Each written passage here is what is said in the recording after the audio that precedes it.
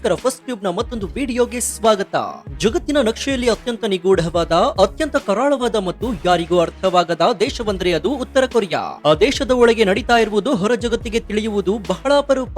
ಆದ್ರೆ ಇಂದು ಆ ಕಬ್ಬಿಣದ ಕೋಟೆಯೊಳಗಿಂದ ಆ ಸರ್ವಾಧಿಕಾರಿ ಕಿಮ್ ಜಾಂಗ್ ಉನ್ ನ ರಹಸ್ಯ ಅಡ್ಡೆಯಿಂದ ಒಂದು ಭೀಕರವಾದ ರಿಪೋರ್ಟ್ ಹೊರಬಿದ್ದಿದೆ. ಆ ರಿಪೋರ್ಟ್ ಕೊಟ್ಟಿದ್ದು ಬೇರೆ ಯಾರು ಅಲ್ಲ, ಸ್ವತಃ ವಿಶ್ವಸಂಸ್ಥೆಯ ನ್ಯೂಕ್ಲಿಯರ್ ಏಜೆನ್ಸಿ. ಹೌದು, ಇಡೀ ಪ್ರಪಂಚವೇ ಮಧ್ಯಪ್ರಾಚ್ಯದ ಯುದ್ಧದ ಕಡೆಗೆ, ರಷ್ಯಾ ಯುಕ್ರೇನ್ ಯುದ್ಧದ ಕಡೆಗೆ ತಲೆ ಕೆಡಿಸಿಕೊಂಡು ಕೂತಿದೆ. ಹೀಗಿರುವಾಗ ಇತ್ತ ಉತ್ತರ ಕೊರಿಯಾದಲ್ಲಿ ಕಿಮ್ ಜಾಂಗ್ ಉನ್ ಜಗತ್ತನ್ನೇ ಬೂದಿ ಮಾಡಬಲ್ಲಂತಹ ಅಣುಬಾಂಬ್ಗಳ ಬೆಟ್ಟವನ್ನೇ ಸೃಷ್ಟಿ ಮಾಡ್ತಾ ಇದ್ದಾನೆ. ಯಾವಾಗ ಬೇಕಾದ್ರೂ ಅಮೆರಿಕ ತನ್ನ ಮೇಲೆ ದಾಳಿ ಮಾಡಬಹುದು ಎನ್ನುವ ಭೀತಿಯಲ್ಲಿರುವಂತಹ ಕಿಮ್ ರಾತ್ರೋರಾತ್ರಿ ತನ್ನೆಲ್ಲ ನ್ಯೂಕ್ಲಿಯರ್ ರಿಯಾಕ್ಟರ್ ಗಳನ್ನ ಆಕ್ಟಿವ್ ಮಾಡಿದ್ದಾನೆ. ತನ್ನ ಬಳಿ ಇರುವಂತಹ 50 ಅಣುಬಾಂಬ್ಗಳು ಸಾಲದು ಅಂತ ವರ್ಷಕ್ಕೆ 20 ಹೊಸ ಅಣುಬಾಂಬ್ಗಳನ್ನ ತಯಾರಿಸುವ ಫ್ಯಾಕ್ಟರಿ ಆಫ್ ಡಿಸ್ಟ್ರಕ್ಷನ್ ಅನ್ನ ಶುರು ಮಾಡಿದ್ದಾನೆ. ಎಲ್ಲದಕ್ಕಿಂತ ದೊಡ್ಡ ಆತಂಕ ಏನಂದ್ರೆ ಈತನ ಬಳಿ ಮಿತಿ ಮೀರಿದ ಅಣುಬಾಂಬ್ಗಳು ಶೇಖರಣೆಯಾಗಿವೆ. ಆತ ಅದನ್ನ ದುಡ್ಡಿಗಾಗಿ ಜಗತ್ತಿನ ಬೇರೆ ಉಗ್ರ ರಾಷ್ಟ್ರಗಳಿಗೆ ಮಾರಾಟ ಮಾಡಲಿದ್ದಾನಾ? ಅಷ್ಟಕ್ಕೂ ಕಿಮ್ ಜಾಂಗ್ ಉನ್ ನ ಈ ಹೊಸ ನ್ಯೂಕ್ಲಿಯರ್ ಷಡ್ಯಂತ್ರದ ಅಸಲಿ ರಹಸ್ಯವಾದ್ರೂ ಏನು? 2018ರಲ್ಲಿ ಅಮೆರಿಕದ ಅಂದಿನ ಅಧ್ಯಕ್ಷ ಡೊನಾಲ್ಡ್ ಟ್ರಂಪ್ ಅವರನ್ನ ಭೇಟಿಯಾದ ಮೇಲೆ ಕಿಮ್ ಸುಮ್ಮನಾಗುವ ಬದಲು ಮತ್ತಷ್ಟು ರೊಚ್ಚಿಗೆದ್ದಿದ್ಯಾಕೆ? ಯೊಂಗ್ಬಿಯಾನ್ ಮತ್ತು ಟಾಂಗ್ಸನ್ ಎನ್ನುವಂತಹ ಆ ಗುಪ್ತ ಸ್ಥಳದಲ್ಲಿ ನಡೀತಾ ಇರುವಂತಹ ಆ ಭೀಕರ ಕಾರ್ಯಾಚರಣೆಗಳು ಏನೇನು? ಹಾಗಾದ್ರೆ ಅಮೆರಿಕ ಮೇಲೆ ಯುದ್ಧ ಸಾರಲು ಕಿಮ್ ಜಾಂಗ್ ಉನ್ ರೆಡಿಯಾಗಿದ್ದಾನಾ? ಬನ್ನಿ ಇವತ್ತಿನ ಈ ಡೀಟೇಲ್ಡ್ ವಿಡಿಯೋದಲ್ಲಿ ಜಗತ್ತಿನ ಯಾವುದೇ ಟಿವಿ ಚಾನೆಲ್ಗಳು ನಿಮಗೆ ಇಷ್ಟು ಆಳವಾಗಿ ವಿವರಿಸದಂತಹ ಉತ್ತರ ಕೊರಿಯಾದ ಅಣ್ವಸ್ತ್ರ ರಹಸ್ಯದ ಪ್ರತಿಯೊಂದು ಎಳೆಯನ್ನ ಎಳೆಯಾಗಿ ಬಿಚ್ಚಿಡೋಣ. ಈ ಮಾಹಿತಿನ ಪ್ರತಿಯೊಬ್ಬ ಭಾರತೀಯನು ತಿಳಿದುಕೊಳ್ಳಬೇಕು. ಹೀಗಾಗಿ ವಿಡಿಯೋವನ್ನ ಎಲ್ಲೂ ಸ್ಕಿಪ್ ಮಾಡದೆ ಕೊನೆವರೆಗೂ ನೋಡಿ. ಸೊ ವಿಡಿಯೋವನ್ನ ಶುರು ಮಾಡೋಣ. ಆದ್ರೆ ಅದಕ್ಕೂ ಮುನ್ನ ಅಹಂಕಾರದಿಂದ ಮೆರಿತಾ ಇರುವಂತಹ ಡೊನಾಲ್ಡ್ ಟ್ರಂಪ್ಗೆ ಉತ್ತರ ಕೊರಿಯಾದ ಸರ್ವಾಧಿಕಾರಿ ಕಿಮ್ ಜಾಂಗ್ ಉನ್ ಬುದ್ಧಿ ಕಲಿಸಬೇಕು ಅಂತ ನಿಮ್ಗನ್ಸಿದ್ರೆ ಎಸ್ ಅಂತ ಕಮೆಂಟ್ ಮಾಡಿ ಹಾಗೂ ವಿಡಿಯೋಗೆ ಲೈಕ್ ಕೊಡಿ. ಸ್ನೇಹಿತರೆ, ಉತ್ತರ ಕೊರಿಯಾ ಮೊದಲಿನಿಂದಲೂ ಕೂಡ ನ್ಯೂಕ್ಲಿಯರ್ ಬಾಂಬ್ಗಳ ಹುಚ್ಚು ಹೊಂದಿರುವಂತಹ ದೇಶ.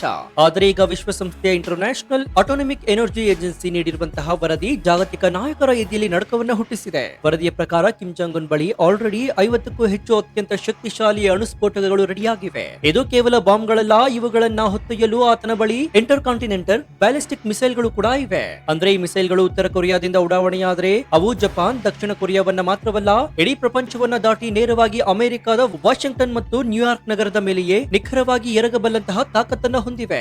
ಆದ್ರೆ ಕಿಮ್ ಜಾಂಗ್ ಉನ್ಗೆ ಕೇವಲ ಈ 50 ಬಾಂಬ್ಗಳಿಂದ ಸಮಾಧಾನವಾಗಿಲ್ಲ. ಆತನಿಗೆ ಒಂದು ಅತಿ ದೊಡ್ಡ ಭಯ ಕಾಡ್ತಾ ಇದೆ. ನನ್ನ ಬಳಿ ಅಣುಬಾಂಬ್ಗಳು ಇದೆ ಅಂತ ಸುಮ್ಮನೆ ಕೂತ್ರೆ ಅಮೆರಿಕ ಮತ್ತು ದಕ್ಷಿಣ ಕೊರಿಯಾ ಒಟ್ಟಾಗಿ ಸೇರಿ ನನ್ನ ದೇಶದ ಮೇಲೆ ಏಕಾಏಕಿ ಮಿಲಿಟರಿ ಅಟ್ಯಾಕ್ ಮಾಡಿ ನನ್ನ ಸಾಮ್ರಾಜ್ಯವನ್ನ ಧೂಳಿಪಟ ಮಾಡಬಹುದು ಎನ್ನುವಂತಹ ಅಂಜಿಕೆ ಆತನಲ್ಲಿದೆ.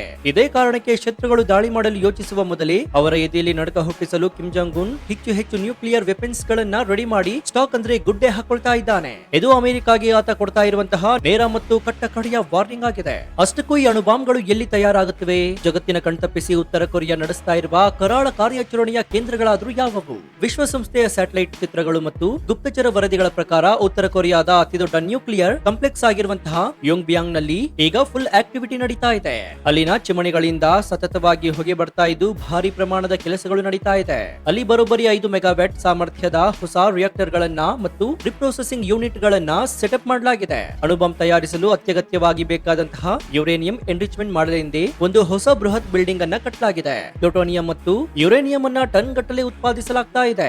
ಇದು ಕೇವಲ ಯೊಂಗ್ಬಿಯಾನ್ ಕಥೆ ಆದ್ರೆ ಟಾಂಗ್ಸಂಗ್ ಎನ್ನುವಂತಹ ಮತ್ತೊಂದು ಗುಪ್ತ ಜಾಗದಲ್ಲೂ ಕೂಡ ಇನ್ನೊಂದು ಅತಿ ರಹಸ್ಯ ನ್ಯೂಕ್ಲಿಯರ್ ಫೆಸಿಲಿಟಿ ಕೂಡ ಇದೆ. ಅಲ್ಲೂ ಕೂಡ ರಾತ್ರಿ ಹಗಲು ಎನ್ನದೇ ಅಣುಬಾಂಬ್ಗಳ ಮಾಡುವ ಕೆಲಸ ಜೋರಾಗಿ ನಡೀತಾ ಇದೆ ಅಂತ ವಿಶ್ವಸಂಸ್ಥೆ ಸ್ಪಷ್ಟವಾಗಿ ಉಲ್ಲೇಖಿಸಿದೆ. ಇದು ಅಕ್ಷರಶಃ ಜಗತ್ತಿನ ವಿನಾಶಕ್ಕಾಗಿ ಕೊಟ್ಟಿರುವಂತಹ ಫ್ಯಾಕ್ಟರಿಗಳೇ ಆಗಿವೆ. ಸ್ನೇಹಿತರೆ, ಈ ಇಡೀ ನ್ಯೂಕ್ಲಿಯರ್ ಆಟದಲ್ಲಿ ಒಂದು ಭಾರಿ ದೊಡ್ಡ ಐರಾನಿ ಕೂಡ ಇದೆ. ನಿಮ್ಗೆಲ್ಲರಿಗೂ ನೆನಪಿರಬಹುದು, 2018ರಲ್ಲಿ ಇಡೀ ಪ್ರಪಂಚವೇ ಒಂದು ಕ್ಷಣ ಅಚ್ಚರಿಯಿಂದ ನೋಡುವಂತಹ ಘಟನೆಯೊಂದು ನಡೆದಿತ್ತು. ಅಮೆರಿಕದ ಅಂದಿನ ಅಧ್ಯಕ್ಷ ಡೊನಾಲ್ಡ್ ಟ್ರಂಪ್ ಮತ್ತು ಕಿಮ್ ಜಾಂಗ್ ಉನ್ ಉತ್ತರ ದಕ್ಷಿಣ ಕೊರಿಯಾದ ಡೇಂಜರಸ್ ಗಡಿಯಾಗಿರುವಂತಹ DMZ ನಲ್ಲಿ ಮುಖಾಮುಖಿ ಭೇಟಿಯಾಗಿದ್ರು. ಇಬ್ಬರು ನಾಯಕರು ಕೈಕುಲುಕಿದ್ರು, ನಗುತ್ತಾ ಪೋಸ್ಟ್ ಕೂಡ ಕೊಟ್ಟಿದ್ರು. ಇದನ್ನು ನೋಡಿದ ಇಡೀ ಜಗತ್ತು ಅಬ್ಬಾ, ಫೈನಲಿ ಉತ್ತರ ಕೊರಿಯಾ ಅಣು ಬಾಂಬ್ ತಯಾರಿಸುವುದನ್ನ ನಿಲ್ಲಿಸ್ತಾ ಇದೆ, ಪ್ರಪಂಚಕ್ಕೆ ಎದುರಾಗಿದ್ದಂತಹ ಭಾರಿ ದೊಡ್ಡ ಕಂಟಕ ದೂರವಾಯಿತು ಅಂತ ನಿಟ್ಟುಸಿರನ್ನ ಬಿಟ್ಟಿತ್ತು. ಆದ್ರೆ ಅದು ಶಾಂತಿಯ ಭೇಟಿಯಾಗಿರಲಿಲ್ಲ.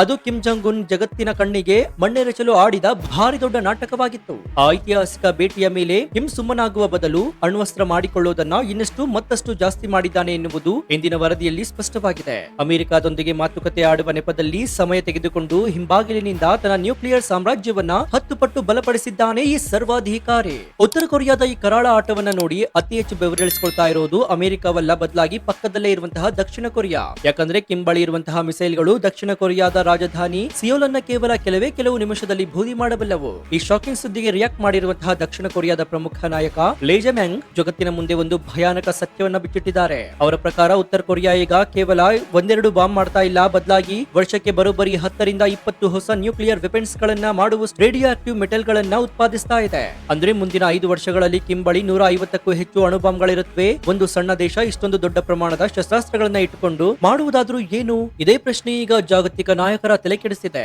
ದಕ್ಷಿಣ ಕೊರಿಯಾದ ನಾಯಕರು ಎತ್ತಿರುವಂತಹ ಮತ್ತೊಂದು ಅತಿ ದೊಡ್ಡ ಆತಂಕ ಏನಂದ್ರೆ ನ್ಯೂಕ್ಲಿಯರ್ ಪ್ರೊಲಿಫರೇಷನ್, ಅಂದ್ರೆ ಅಣ್ವಸ್ತ್ರ ಪ್ರಸರಣ.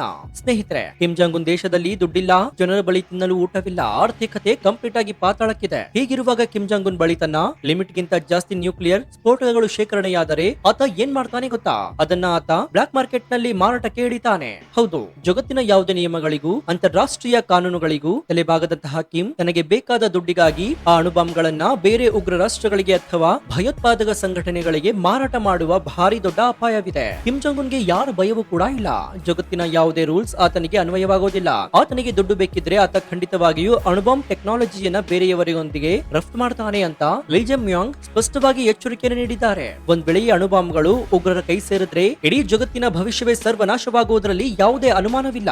ಒಟ್ಟಾರೆಯಾಗಿ ಹೇಳೋದಾದ್ರೆ ಉತ್ತರ ಕೊರಿಯಾದ ಈ ಸರ್ವಾಧಿಕಾರಿ ಕಟ್ಟುತ್ತಿರುವಂತಹ ಅಣುಬಾಂಬ್ಗಳ ಸಾಮ್ರಾಜ್ಯ ಕೇವಲ ಅಮೆರಿಕ ಮತ್ತು ದಕ್ಷಿಣ ಕೊರಿಯಾಗೆ ಮಾತ್ರ ಅಪಾಯವಲ್ಲ, ಇದೊಂದು ಜಾಗತಿಕ ಟೈಮ್ ಬಾಂಬ್ ಇದ್ದಂತೆ. ಒಮ್ಮೆ ಈತನ ಕೈಲಿರುವಂತಹ ಈ ಕೆಂಪು ಬಟನ್ ಪ್ರೆಸ್ ಮಾಡಿದ್ರೆ ಸಾಕು, ಅಥವಾ ಆತನ ಅಣುಬಾಂಬ್ಗಳು ಬ್ಲಾಕ್ ಮಾರ್ಕೆಟ್ ಮೂಲಕ ಬೇರೆ ದೇಶಗಳಿಗೆ ಶಿಫ್ಟ್ ಆದ್ರೆ 3ನೇ ಮಹಾಯುದ್ಧವನ್ನ ತಡೆಯಲು ದೇವರೇ ಖುದ್ದಾಗಿ ಹಿಡಿಯಬೇಕಾಗಬಹುದು. ಸೊ ನಿಮ್ಗೇನನ್ಸುತ್ತೆ? ಅಮೆರಿಕ ದಾಳಿ ಮಾಡಬಹುದು ಎನ್ನುವ ಭಯದಿಂದ ಕಿಮ್ ಜಾಂಗ್ ಉನ್ ಈ ರೀತಿ ಗುಡ್ಡೆಗುಡ್ಡಿಯಾಗಿ ಅಣುಬಾಂಬ್ ಮಾಡ್ತಾ ಇರುವುದು ಆತನ ಆತ್ಮರಕ್ಷಣೆಗೋ ಅಥವಾ ಜಗತ್ತನ್ನ ಬೆದರಿಸುವ ತಂತ್ರವೋ? 2018ರಲ್ಲಿ ಟ್ರಂಪ್ ಭೇಟಿಯಾದಾಗ ಶಾಂತಿಯ ಮಾತನಾಡಿ ಈಗ ಹಿಂಬಾಗಿಲಿನಿಂದ ಯೋಂಗ್ ಬಿಯಾಂಗ್ ನಲ್ಲಿ ರಿಯಾಕ್ಟರ್ ಶುರು ಮಾಡಿರುವುದು ಅಮೆರಿಕಾಗೆ ಆದ ಬಹುದೊಡ್ಡ ಮೋಸ ಅಂತ ನಿಮ್ಗನ್ಸುತ್ತಾ? ತನ್ನ ದೇಶದ ಆರ್ಥಿಕತೆಗಾಗಿ Kim Jong Un nuclear weapon ಗಳನ್ನ ಬೇರೆ ದೇಶಗಳಿಗೆ ರಫ್ತು ಮಾಡಿದರೆ ಜಗತ್ತಿನ ಭವಿಷ್ಯ ಏನಾಗಬಹುದು? ನಿಮ್ಮ ಅತ್ಯಂತ ನಿಖರವಾದ ಲಾಜಿಕಲ್ ಮತ್ತು ಪ್ರಾಮಾಣಿಕ ಅನಿಸಿಕೆಯನ್ನು ಕಮೆಂಟ್ ಬಾಕ್ಸ್ ನಲ್ಲಿ ತಪ್ಪದೇ ತಿಳಿಸಿ ಮುಕ್ತವಾಗಿ ಚರ್ಚಿಸೋಣ.